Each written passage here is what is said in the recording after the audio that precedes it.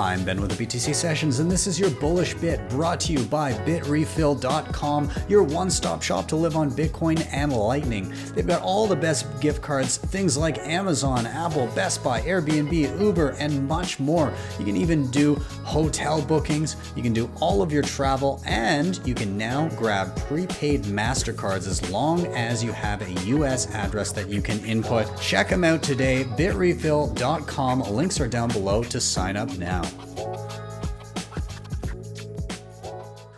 think it's hard for us to understand when we're outside of Bitcoin why Bitcoin would be better than anything else. You know, we can go to our local store and we can purchase anything with a credit card, debit card, or cash for that matter, and it works just fine. It's pretty much an instant payment, whether it's with a $20 bill or $20 of e-cash or your credit card and bank or whatever.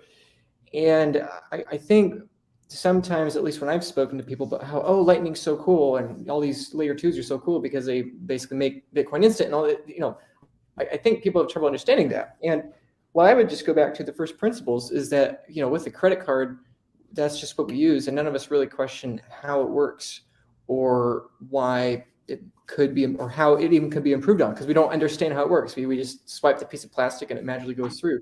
But, you know, the average person doesn't know this, but it, you know, it takes a long time for credit cards to batch transactions, and there are transaction errors all the time.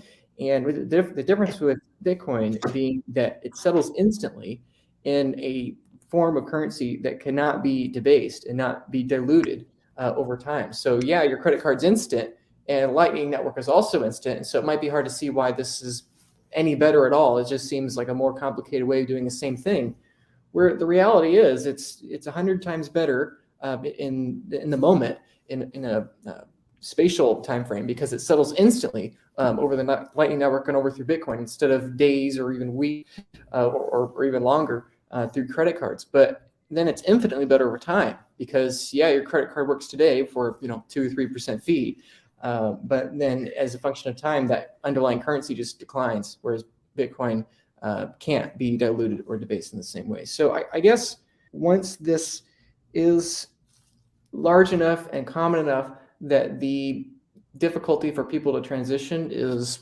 no more difficult than just downloading a typical app, I think people will then begin to realize and then begin to ask these questions. Wait, how do my credit cards work? Wait, how does this work? How does the FDIC work? How do all these things I've taken for granted work? And I think the best example for this is, if we assume that Bitcoin is a monetary layer of the world, the most similar thing we have to it in recent history was the internet.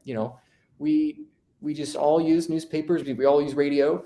We all use, telephone, landlines, everything of that sort. And then all of a sudden cell phones and the internet come along. Once that becomes just as easy for the average person to use as, say, go into your local bookstore, then it's like the floor just fell out of all these other industries. And I believe that's where we are today, where we're in this kind of weird growth period where for us inside that circle, it seems so obvious as to why this is better. And then we're trying to explain the second layer to people. And I think sometimes that's lost on folks because they aren't thinking from the first principles up. They're instead of just looking at that friction cost in their day-to-day life. So